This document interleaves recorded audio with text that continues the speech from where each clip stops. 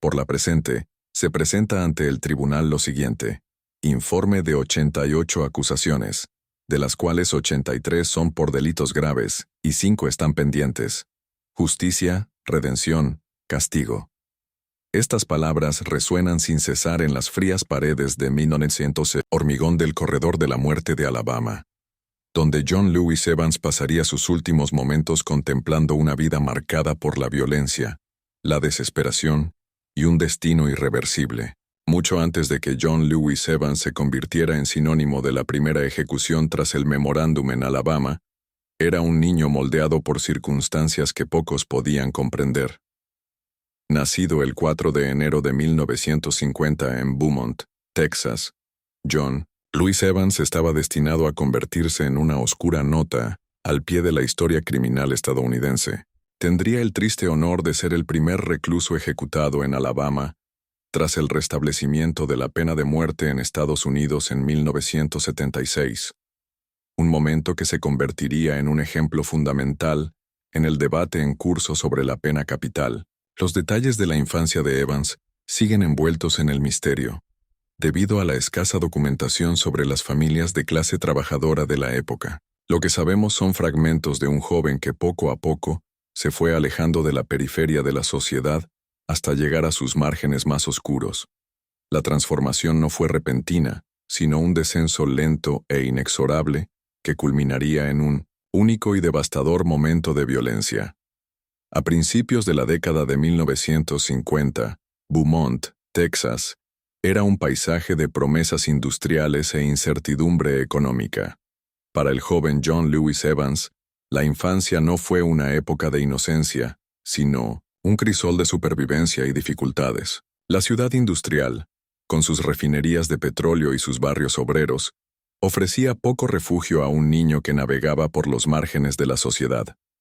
La inestabilidad económica genera desesperación, y la desesperación, para algunos, se convierte en un camino hacia la delincuencia. Para familias como la de Evans, la supervivencia a menudo significaba navegar por la cuerda floja entre las oportunidades legítimas y la tentación criminal. Los primeros años de Evans estuvieron marcados por una erosión gradual de las fronteras sociales. Cada pequeña infracción, cada roce con las fuerzas del orden locales, mermaba sus posibilidades de alcanzar el éxito convencional. Sus primeros encuentros con el sistema de justicia penal fueron probablemente infracción menores y graduales que erosionaron poco a poco cualquier sentido de los límites morales convencionales. Cada interacción con las fuerzas del orden, cada roce con el sistema legal, mermaba sus posibilidades de rehabilitación y empujaba a Evans hacia un mundo de comportamientos delictivos cada vez más graves. Al final de su adolescencia, Evans ya había comenzado su descenso hacia la delincuencia. El sistema de justicia juvenil se convirtió en su primera educación real, no en materia de rehabilitación, sino en los intrincados mecanismos de supervivencia, dentro de un sistema diseñado para castigar en lugar de reformar. Sus primeros encuentros serios con el sistema de justicia penal se produjeron a finales de la década de 1960 y principios de la de 1970. Cada detención, cada periodo de encarcelamiento, parecía endurecer su trayectoria en lugar de corregirla. El sistema penitenciario de Indiana se convirtió en algo más que un castigo. Se convirtió en un campo de entrenamiento para una carrera criminal más sofisticada. La asociación con Wayne Ritter marcó el capítulo más peligroso de la vida criminal de Evans. Juntos, se embarcaron en una ola de asesinatos que duró 2 meses, convirtiéndose en un dúo criminal que aterrorizó a 7 estados y dejó un rastro de destrucción que acabaría provocando su caída. Su ola de crímenes no tenía precedentes en cuanto a su alcance y brutalidad. Más de 30 robos a mano armada, 9 secuestros y 2 extorsiones.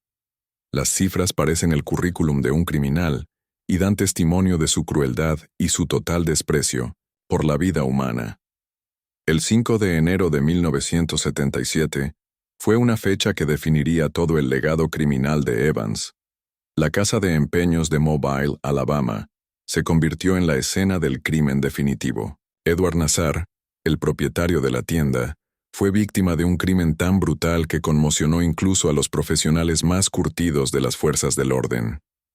Las dos hijas pequeñas de Nazar también estaban presentes y fueron testigos de la crueldad de ambos.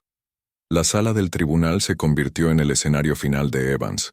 Llevado a juicio el 26 de abril de 1977, no hizo ningún intento por negar su culpabilidad. En cambio, transformó el proceso judicial en una actuación llena de amenazas crudas y sin filtros. Aunque confesó con todo detalle, los fiscales se negaron a aceptar su declaración de culpabilidad. Su objetivo era claro: querían que Evans fuera condenado a muerte. Según la legislación de Alabama, esto solo era posible tras una condena por un jurado. Evans fue juzgado formalmente en el Tribunal Estatal de Mobile, Alabama, por asesinato en primer grado cometido durante un robo. Durante el juicio, Evans volvió a admitir su crimen sin vacilar. No mostró ningún signo de remordimiento, ni suplicó clemencia, ni intentó presentarse como otra cosa que lo que era: un hombre que había matado sin remordimientos. Sus palabras no hicieron más que reforzar los argumentos de la acusación. Declaró que, en las mismas circunstancias, volvería a matar. Y luego, en una muestra aún más impactante de desafío, dirigió su atención al jurado y profirió una amenaza escalofriante: si no me condenan a muerte, escaparé y volveré a matar. Los buscaré a cada uno de ustedes. Era más que una simple declaración. Era un desafío, una provocación, una declaración de bancarrota moral total. En ese momento, Evans desafió al sistema judicial a que hiciera lo peor, aparentemente aceptando su destrucción como algo inevitable. A pesar de su testimonio, se ordenó al jurado que sopesara cuidadosamente todas las pruebas y que dictara un veredicto de culpabilidad solo si no encontraba ninguna duda razonable. Pero la decisión no tardó mucho. Tras menos de 15 minutos de deliberación, el jurado regresó con su veredicto. Evans fue declarado culpable del delito capital del que se le acusaba, y con esa condena se le impuso automáticamente la pena de muerte. Las mociones para declararse culpables, ya que así lo deseaban sus clientes, instaron al juez a que las admitiera y les diera prioridad para poder revelar este asunto lo antes posible. Entonces, ¿cuándo podrían celebrarse el juicio? Pues, bien, el jueves siguiente. Según la legislación de Alabama, todas las condenas a muerte deben ser revisadas por un tribunal superior antes de ser ejecutadas. La sentencia de Evans fue examinada por el Tribunal de Apelación Penal de Alabama, que la confirmó sin vacilar. El Tribunal Supremo de Alabama también confirmó la sentencia, sin dejar margen para la revocación o la clemencia. Una vez cumplidos todos los trámites legales, el Estado fijó la fecha de la ejecución para el 6 de abril de 1979. El 2 de abril, la madre de Evans, Betty, en calidad de representante legal, presentó una petición formal ante el Tribunal de Distrito de los Estados Unidos para el Distrito Sur de Alabama, solicitando un recurso de habeas corpus. La solicitud pretendía que se declarara inconstitucional la condena de Evans, porque al jurado no se le presentaron delitos menores, incluidos como opción para la condena. Este vicio de procedimiento, argumentó, privó al juicio de la imparcialidad fundamental y negó a Evans una garantía jurídica crucial. Sin embargo, el Tribunal de Distrito desestimó rápidamente su petición, argumentando que Betty Evans no tenía legitimación para actuar como representante legal en este caso concreto. Sin desanimarse, presentó un recurso ante el Tribunal de Apelación del Quinto Circuito de los Estados Unidos. Esta medida resultó ser un punto de inflexión, ya que el Tribunal de Apelación consideró que sus alegaciones eran fundadas. El Quinto Circuito no solo anuló la sentencia del Tribunal de Distrito, sino que fue un paso más allá, y determinó que la condena penal inicial era inválida. Esta decisión supuso una importante victoria jurídica, y parecía allanar el camino para un nuevo capítulo en el caso de Evans. Sin embargo, la batalla estaba lejos de haber terminado. El estado de Alabama no estaba dispuesto a aceptar la decisión del Tribunal de Apelación sin impugnarla. En 1982, el Tribunal Supremo de los Estados Unidos admitió a trámite la petición de Alabama de un auto de certiorari, aceptando revisar el caso.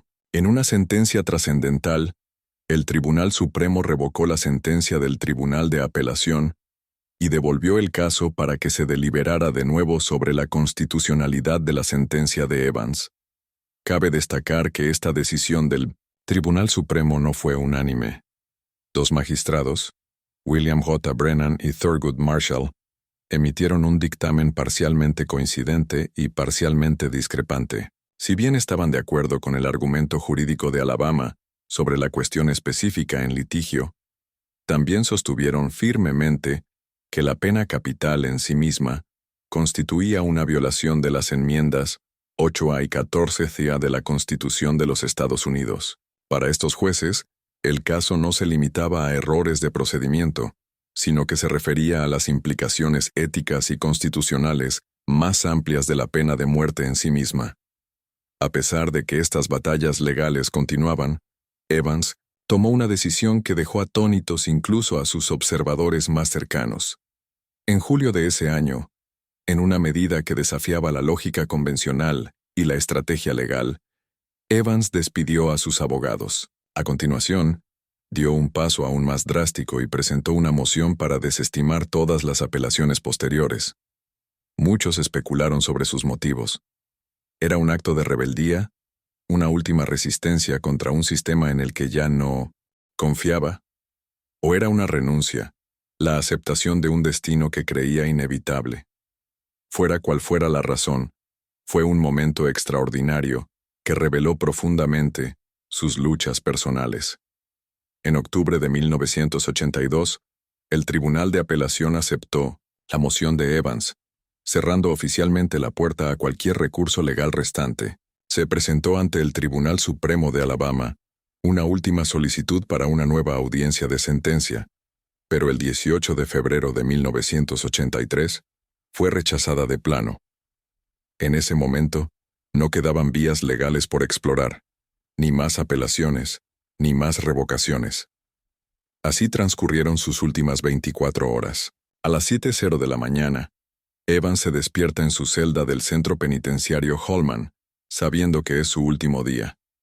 El peso de sus crímenes, más de 30 robos a mano armada, 9 secuestros y 2 extorsiones, pesaba sobre él. Su mente se remontaba a aquel fatídico día del 5 de enero de 1977, cuando él y Wayne Ritter asesinaron a Edward Nassar en una casa de empeños móvil, con las 2 hijas pequeñas de la víctima como testigos. A medida que se acercaba el 22 de abril de 1983, Evans entró en un espacio final entre la vida y la muerte. El centro penitenciario Holman, con su infame silla eléctrica, Yellow Mama, esperaba. Construida por un recluso en 1927, la silla tenía una historia tan compleja y brutal como los criminales a los que había ejecutado. El 22 de abril de 1983, la fecha quedó grabada en la historia legal y criminal, el día en que John Louis Evans se convertiría en el primer recluso ejecutado en Alabama desde el restablecimiento de la pena capital. La ejecución tendría lugar en el centro penitenciario Holman, cerca de Atmore, Alabama. El método, electrocución en la silla Yellow Mama, pintada de un distintivo color amarillo tráfico, que llevaba décadas esperando en silencio. A las 8:30 de la noche, la primera descarga eléctrica atravesó el cuerpo de Evans. 1900 voltios, suficientes para alimentar varios hogares. En cambio, se canalizó a través de la carne humana. Las chispas brotaron del electrodo atado a su pierna izquierda. Su cuerpo se tensó contra las ataduras, los músculos convulsionando en un imposible vaivén entre la vida y la muerte. Los testigos describieron un terrible fallo tecnológico, con una escena que sería difícil de olvidar. 2 médicos salieron de la sala de testigos, con el rostro pálido y una actitud profesional que apenas ocultaba su horror. El médico de la prisión, vestido con un traje quirúrgico azul y mocasines marrones con borlas, se movía con precisión clínica. Colocó el estetoscopio sobre la bata de Evans Se giró y asintió con la cabeza, un gesto que normalmente indicaba la finalización de una tarea sombría. Pero este gesto significaba algo completamente diferente. Había encontrado un latido. Le volvieron a colocar el electrodo en la pierna izquierda. Al mismo tiempo, le administraron una segunda descarga eléctrica de 30 segundos. El hedor a carne quemada se volvió nauseabundo, abrumando los sentidos de los presentes. Más humo emanaba de su pierna y su cabeza, creando una imagen de pesadilla, del sufrimiento humano. El abogado de Evans, Russell F. Kanan, que estaba presente durante la ejecución, solicitó inmediatamente la intervención.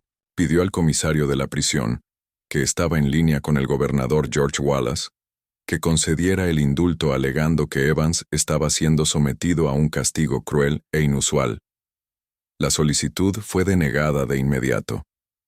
Una tercera descarga, eléctrica, también de 30 segundos de duración, atravesó el cuerpo de Evans. Los testigos, ya traumatizados, solo podían mirar en silencio y horrorizados mientras Evans era sometido a repetidos ataques eléctricos. Finalmente, a las 8:40 p.m., tras 24 agonizantes minutos, los médicos declararon muerto a John Lewis Evans. La ejecución se había convertido en algo más que un procedimiento legal. Era un espectáculo grotesco que plantearía profundas preguntas sobre la naturaleza misma de la pena capital. Dos jueces del Tribunal Supremo ya habían argumentado que la pena capital en sí misma era un castigo cruel e inusual, prohibido por la Constitución. La ejecución de Evans parecía validar sus preocupaciones de la manera más visceral posible. Unos días antes de su ejecución, Evans había intentado encontrar una forma de redención. El programa especial para después de la escuela DED, Ron lo presentó compartiendo la historia de su vida como una advertencia, un asesino que suplicaba a los jóvenes que no siguieran su camino. Un último intento de dar sentido a una vida marcada por la violencia. El cómplice de Evans, Wayne Ritter, fue electrocutado el 28 de agosto de 1987. ¿Qué lleva a un ser humano a cometer actos tan violentos?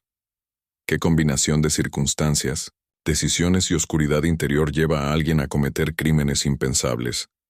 La historia de John Lewis Evans no ofrece respuestas fáciles. Era producto de su entorno, un hombre sin redención, o algo más complejo, un ser humano cuya capacidad tanto para la destrucción como para la redención permaneció para siempre desconocida. Sus últimos momentos, esos 24 minutos de descargas eléctricas, humo y carne quemada, se convirtieron en algo más que una simple ejecución. Se convirtieron en un espejo que reflejaba las preguntas más difíciles de la sociedad sobre la justicia, el castigo y la naturaleza misma de la moralidad humana. ¿Qué opinas? ¿Se hizo justicia o fue algo completamente diferente?